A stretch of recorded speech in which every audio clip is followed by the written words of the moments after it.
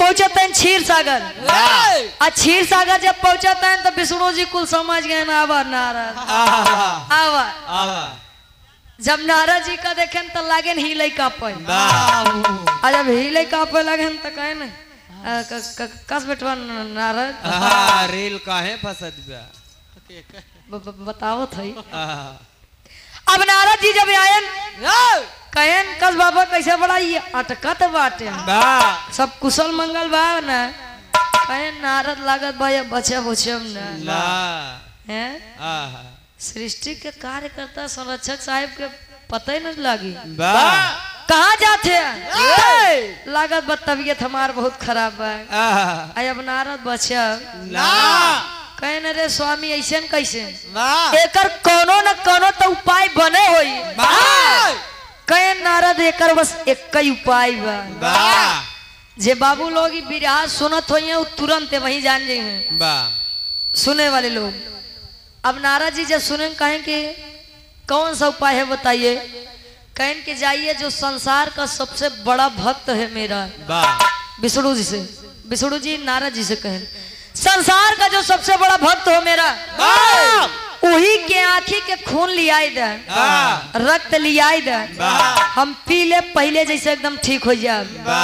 नारद जी कहें बस है तनी छोट बात लेहन चाकू कटोरी पहुंच गए मृत्युलोक में। इतना बड़ा मृत्युलोक बा कतो न कतो तो मिलवाई करे न हो। पहुंचते हैं मृत्युलोक में कैसे पापट के भाव में कवि जी लिखते हैं।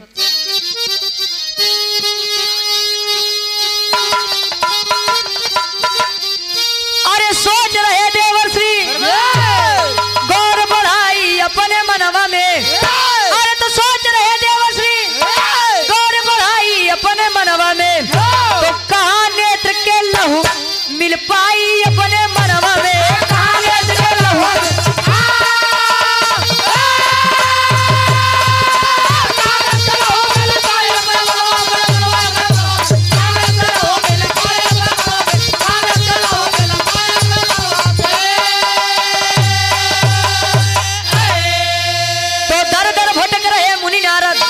हाथ में पात्र उठाई हो पूर्ण हुई ना मन की मनसा तब संत पे बात जब आई हो।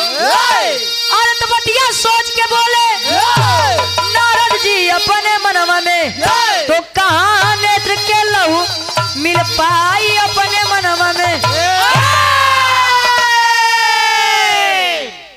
नारद जी चाकू कटोरी लेहन पहुंच गए मृत्युलोक में जका देखा तनिक तिलक चंदन लगाए है आवे कहा कस भैया नारद जी पूछते हैं विष्णु जी के भक्त हैं। कहन के रे पूछा जी जब तक हम विष्णु जी का एक लोटा जल ना चढ़ाए दे हम खुद जल ना ग्रहण करें। कहन पक्की बात बताया। कहन के रे तोका देखा तो नहीं बे चंदन देखा कहे तो सुना विष्णु जी के जान खतरे में पड़ी बा और कहन कि संसार के जो सबसे बड़ा भक्त हो करे आँखी के खून लियाई के दा हम पी ले ठीक हो जाए। जब तू भगवान विष्णु के इतना बड़ा भक्त है तो लावा आँखी के खून दे। जब इतनी बात सुने कहा है भैया वो तो ना बड़ा नाही है। आए घरे हमार मेहरारू बा दू ठी लड़कियां हैं एक आँखी खून दे दे तो एक आँखी सूर हो जाए करे डारी लगी हमार मेहरारू लड़के बच्चा के करे डारी लगे हैं। अब नारद जी गुस्सिया गए कहने आज के बाद तिलक चंदन लगा दिखाया जी वह निहार भगवान दिन में हरे हरे रात के घरे घरे हटाई दे तिलक चंदन। कहन अरे स्वामी या तुरंत पहुँच देत बाटी तुरंत अगर ये बात बात हम तुरंत पहुँच देत बाटी। अभी है करत करत करत करत 2 दिन बीत गया। पहुंचन कहा जोने संत के बात से किसान जी के 7 लड़कियां जन्म ली है। पहुंचे कहन कस भैया विष्णु जी के भक्त हैं। जो व्यक्ति महान होता है वो कभी अपने मुख से अपना बखान नहीं करता। इस बात को आप लोग नोट कर लीजिए। अब जब इतनी बतिया सुने कहे देखा बहुत बड़ा तो नहीं है लेकिन जितना करी थी मन से करी थी और दिल से करी थी। कहीं देखा आखिरी सहारा आप है जितना तिलकधारी रहे कुल फेल हो गए। विष्णु जी के खून के जरूरत बा अपने आँखी के खून दे देता विष्णु जी पहले जैसा ठीक होइए नहीं तो बची हैं ना तब ले संत जी करत हैं का आल्हा के भाव में कवि जी प्रमाण देते हैं।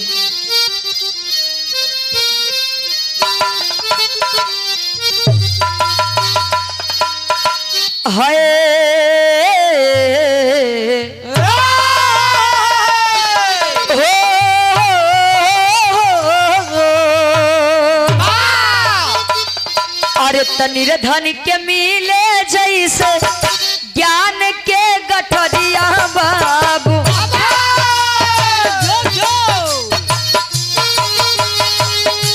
मनवा के ललसा सब गाइल बापूरा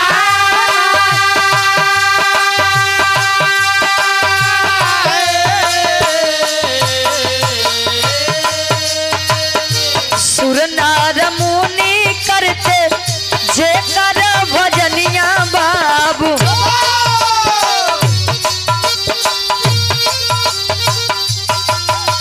संकट में फंसे दुनिया के पालन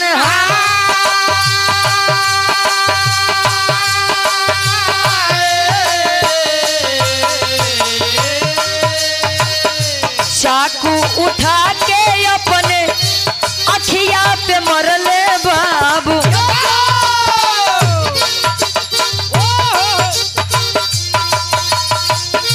फुट गईल आँखी बहे खूनावन के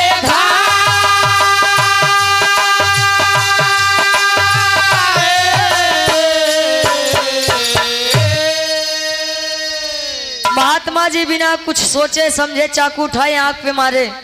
जब रक्त बहने लगा नारद जी पाते आगे करें खून लेन कहें बस अब हमार काम बन गया या प्रभु एक कप पी है ठीक हो जाएंगे ठीक हो जाएंगे तो पूछा बाकी हमारे साथ इतना बड़ा धोखा काहे किया बतावा दुनिया में हम इनकर नाम लेत लेत हमार जवान नहीं थकत दुनिया में हम इनकर सबसे बड़ा भक्त ही तौने पे हमारे कहे पे खी लड़कियां नहीं दे अब पहुंचे जैसे खून देखे तब ले विष्णु जी लगेन मुस्कुराए लगेन हंसे कहे न रे खून की खुशबू से मेरे प्रभु ठीक हो गए एका यदि पी ली है तो इनकर का हाल हुई हो।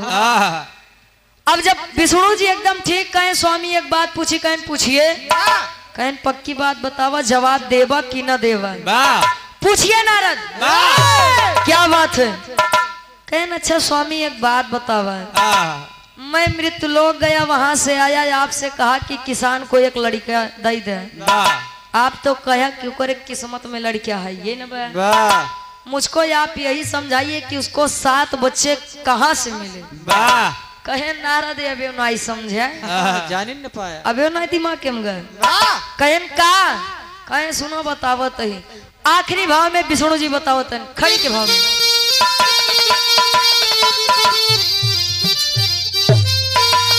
भगवान विष्णु हत्या करे अब पयनवा नारद जी तो भगवान विष्णु हत्या करे अब पयनवा नारद जी हमसे बड़ा बाटे भक्त के असनवा नारद जी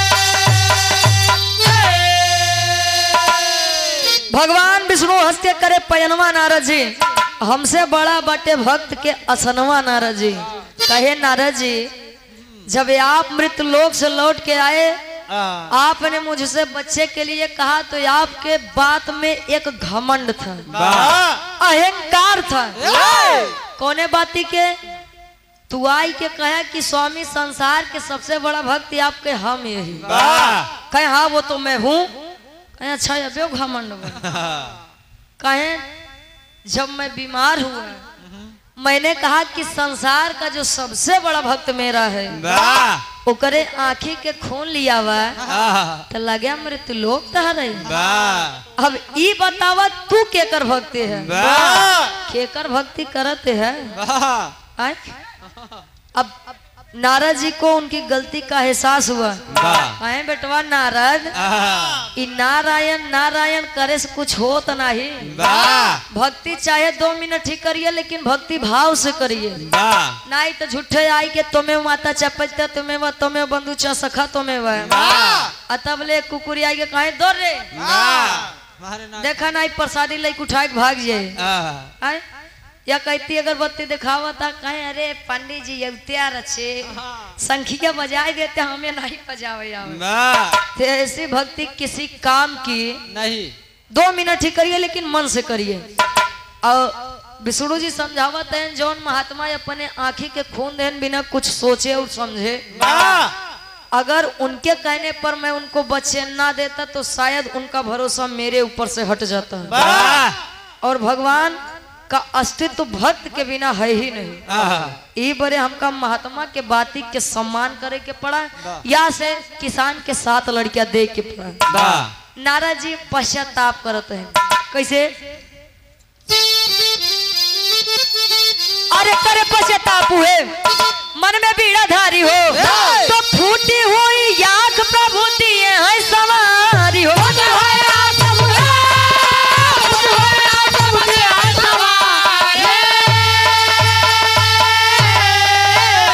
अरे खुल गए तब ज्ञान के अब नहीं नवा नारद जी हमसे बड़ा बात भक्त के असनवा नारद करे पश्चाताप हुए मन में बीड़ा धारी हो फूटी हुई आँख प्रभु दिए हैं सवारी हो। विष्णु जी की कृपा हुई, आज महात्मा जी की फूटी हुई आँख फिर से पहले जैसी हुई है। ये बड़े भक्ति सदैव घाटे की होती है, फायदे की नहीं।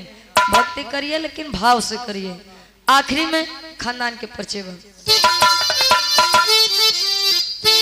गुरु बिहारी गुरु गणेश गुरु रामलाल गुरकारी।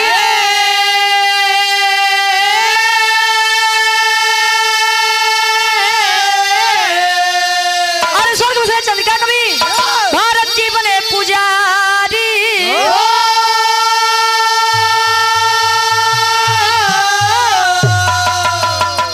अरे भक्ति की शक्ति भारी पड़ गई तो गाँव रुचि अदो माँ शारद की बलिहारी। भक्ति की शक्ति भारी पड़ गई।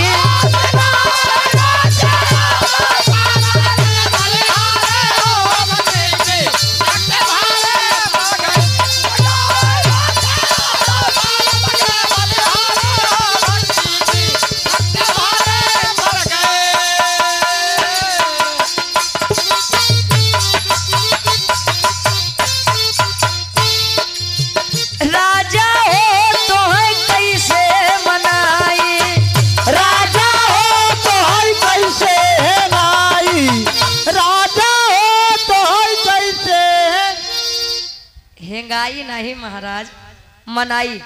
आत्मा रूपी दुल्हन परमात्मा रूपी दुल्हन के वर्णन बा। अरे रतिया में हमरे ना लागयऊ गाई दुल्हा हो का हो ये तो मान लो दुल्ही बतावे। आज के समय में आधी रात नींद काहे नहीं लगता जानता है? मजनू फोन नहीं आई। जब से ड्रोन कैमरा उड़त बता से महाराज दहशत फैली है पूरे यूपी भरे में। कल कार्यक्रम गाय के जाता है तो लोग आधी रात सड़की टहरत रहे लाठी लेके। विशाल भैया 2 चक्का सफर कम कर कहे अरे रतिया में हमरे न लागयऊ गाई राजा हो तो है कैसे मनाई।